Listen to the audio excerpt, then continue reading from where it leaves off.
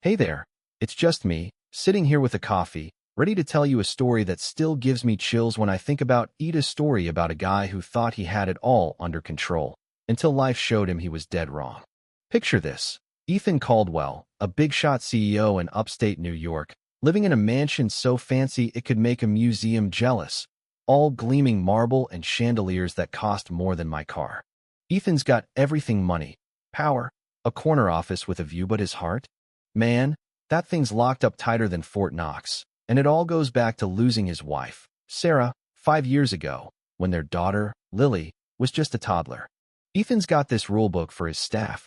Keep it professional, don't get close to Lily's got a rare condition, uses a wheelchair, needs constant care, and above all, know your place.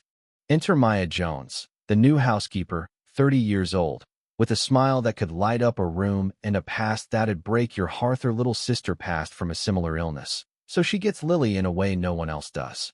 Maya's not just dusting Ethan's fancy furniture. She's sneaking in little moments with Lily, reading her stories, fixing her blanket just right, making her laugh like she hasn't in years. But Ethan? He sees that as crossing a line, a threat to his iron grip on his daughter's world. It all blows up one sunny afternoon in the garden. Lily's crying her eyes out, feeling invisible, she says, like no one sees the real her, just the chair. Maya, without thinking, pulls her into a hug, whispering, "You're the brightest star in this house, kiddo." Ethan catches them, and oh boy, it's like a bomb goes off. "What the hell do you think you're doing?" he barks, his face red, voice sharp enough to cut glass. His business buddies are there, sipping scotch, watching like it's a reality show. "You're done, Maya. Pack your stuff. Out in an hour." Lily's sobbing, begging, "Dad, please, she's all I've got." But Ethan's not hearing it. "She's staff, not family," he snaps. And just like that, Maya's escorted out, Lily's screams echoing behind her. By nightfall, the gossip's spreading like wildfire through the country club crowd. Ethan Caldwell, the heartless billionaire, firing the one person his kid loves. Next morning, though, life throws a curveball. Lily's at breakfast, poking at some fancy brioche, still mad, still hurting. She takes a big, angry bite, and suddenly she's choking, her face turning blue, hands clawing at her throat. Ethan freezes, his brain short-circuiting. Mr. Control, helpless. The new maid's useless, panicking, screaming for help. Staff are running in, but nobody knows what to do. Then, like something out of a movie, Maya bursts through the door to come back for a locket she left in the shed. Her mom's, all she's got left. She doesn't hesitate, slides behind Lily, wraps her arms around her, and with 3 quick Heimlichs, pops the bread out. Lily gasps, air rushing back, and clings to Maya like she's a lifeline. "You came back," she whispers, tears streaming. Ethan's standing there, pale as a ghost, muttering, "Thank you," like it's the hardest thing he's ever said. Maya just nods, cool as ice. She needs water, small sips, and a doctor to check her throat. Then she's gone again, leaving Ethan to face the room full of shocked faces. Word spreads faster than a viral TikTok. Billionaire fires hero Maid who saved his kid. The headlines scream. Ethan's phone's blowing up, investors are pissed. The board's calling emergency meetings. Even his own staff are whispering about quitting. Lily's not eating, not taking her meds, locking herself in her room, saying, "What's the point, Dad? You took away the only person who saw me." Ethan's world's crumbling, and for the first time, he's got no plan, no control. He's in his study, staring at a photo of Sarah holding baby Lily, when his butler, Henry, slips him a folder.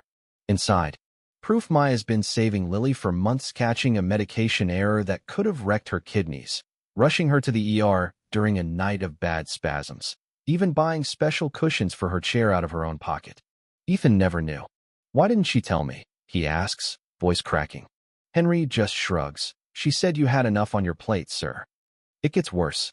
At a swanky charity gala, Ethan's the pariah. Old friends like Claire Bennett, a rival CEO, corner him with a smirk. "Heard you fired the woman who saved your kid's life." Classy move, Ethan. Another guest chimes in. What kind of man fires someone for hugging a crying kid? Ethan's jaw's tight, but he's got no comeback. Back home, Lily's worse, refusing her meds, telling her doctor, "If Dad can give up on love, why can't I give up on living?" Those words hit Ethan like a freight train. He's seeing himself in her shutting down, pushing everyone away, choosing control over connection because it's safer than feeling pain. Desperate, he tracks Maya down at her cousin's tiny apartment. She opens the door, eyes wary, but lets him in. He holds up the folder, voice shaking. "Why didn't you tell me you saved her?" Over and over. Maya's calm. "It wasn't about you, Ethan. It was about Lily." He spills it all: Sarah's death, the aneurysm that stole her mid-laugh, how he built walls to never hurt like that again, how he pushed Lily away to protect her from loss, only to lose her anyway. "I'm a fool," he says, "and I'm losing her." Maya grabs her coat. "Let's go. She needs me." Not for him, for Lily. Back at the mansion, Lily lights up when she sees Maya, hugging her tight, whispering, "Everything was gray without you." Ethan kneels by her wheelchair. "I'm so sorry, Lily. I was scared of losing you like I lost your mom. I pushed Maya away because I thought it'd keep you safe, but I was wrong. So wrong." His phone's ringing. Board meeting. They're about to vote him out, but he tosses it aside. Nothing's more important than this. Lily reaches for his hand, first time in years, and whispers, "Do you mean it, Dad?" He nods, tears falling. "I'm done with walls, sweetheart." Fast forward. The mansion's different now, warmer, lived in. Sarah's photos are back on the walls, and Ethan's at Lily's therapy sessions, cheering her on as she takes shaky steps with a cane. Maya's not a maid anymore. Lily's advocate, part of their family, with a contract that says Ethan can't fire her on a whim. They eat pancakes together, laugh together, even burn cookies together. At a big fundraiser, Lily speaks, her voice strong. "My dad made a mistake, but he changed.